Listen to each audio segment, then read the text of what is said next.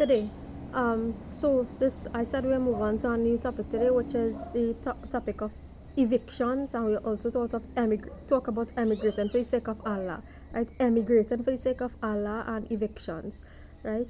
Um, so emigrating for the sake of Allah, what does that truly mean, right? What does that truly mean, right?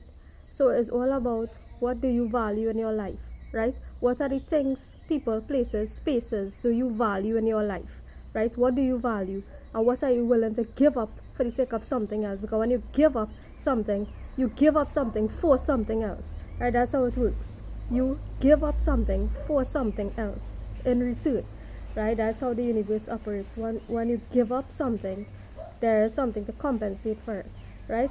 So what do you give up for the sake of something else, right? What do you give up for the sake of something else? So discussing this concept of emigrating for the sake of Allah. What does emigrating mean? You move from one place to another, right? You willingly move from one place to another, right? Permanent movement, right, from one place to another, right? So what are you willing to give up? That's the question, for something else, right? So if there are really wars taking place across the world, right, where is your heart right now? Is your heart at home? Is your heart where the wars are taking place? Where is your heart, right? Where is your heart space, right? Do you want to be there? Would you prefer to be there with those people experiencing those things, right? If so, do you have company to go there, right? And all these questions are things that I have asked myself as well, right? Things that I have asked myself. We're talking about emigrating for the sake of Allah, right? Emigrating, it's written in the Quran, emigrating for the sake of Allah. Or what do you value? What are the things you value? Do you rather give up the world, stay with your family? These sort of things are questions surrounding, discussions surrounding what are you willing to give up for the sake of Allah, right? Um, so um, that being said, evictions. So emigrations, you move from one place to another willingly. Permanent movement of yourself. You move from one place to another. Eviction is, on the other hand, you are forced to move, right? You are forced to move, and you are forced to move on the basis of something, of your religion, for example. So in Islam, there's a concept of one God, and they are strictly against the worship or the this association of any God or any partners with Allah, right? Strictly against the association of any partners with the one monotheistic God called Allah, right? And there's mention of evicting people on the basis of what? On the basis of those things, right? So we are looking to change those kind of scenarios, right?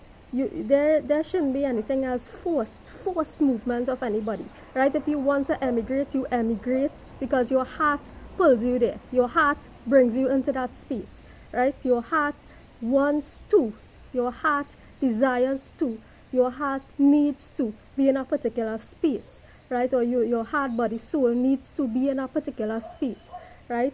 And versus eviction, where you are forced to do something, you are forced to move, right? Yeah, so this conversation is also about what? Healing that Jesus Christ wound, Jesus Christ Father wound, whatever you want to call it, right? Jesus Christ wound, Jesus Christ Father wound, because you all know Jesus Christ, according to the story, was born without an actual father, right? Jesus Christ was born, according to the story, without an actual father. So this conversation is also about healing that fatherhood wound that is absent, right? That is absent, or that has been absent, right? Because the story goes that Jesus Christ was born and raised without a father, right?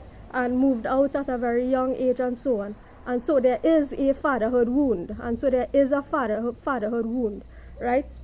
So this forced concept of this concept of eviction, right? The concept of eviction, right? Because Jesus Christ is in fact a deity, right? And these things are against Islam, right? Associating partners with Allah. So therefore, in essence, associating Jesus Christ with Allah is in fact blasphemy in this religion, right? So all of these things we are looking to heal, right? So when you're talking about this whole concept of prophethood, right? So association with prophethood, the normal or the regular thing or the past situation is that you boot out yourself from home. You boot out yourself from home and go out and seek of knowledge, right?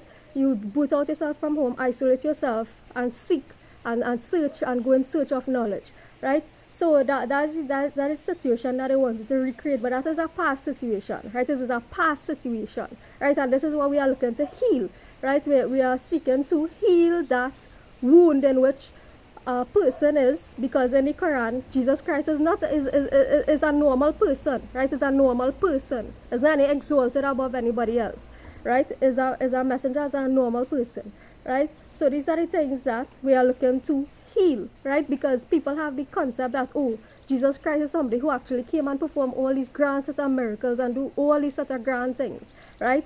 When in fact Jesus Christ was a regular human being, and there's only so much Jesus Christ could do, or any other prophet for that matter, Ram Krishna, any other prophet for that matter, or any other messenger for that matter, right? There's only so much a person can do on his or her own, right? There's only so much a person can do on his or her own, right? So, and there's only so much burden a person's heart could carry on its own, right? So this is why the teachings is really about asking everybody to help, asking everybody to assist, right? And taking responsibilities, taking some responsibility of the weight of one person, or of the weight of, as they say, 1 for 4,000 souls. I don't know how true that is, but taking the weight of a one person, or of the weight of 1 for 4,000 souls, right? And assisting and taking some responsibility for your own actions, right? So this is what this whole concept of moving or evicting, right? Evicting, that's what we're looking to heal.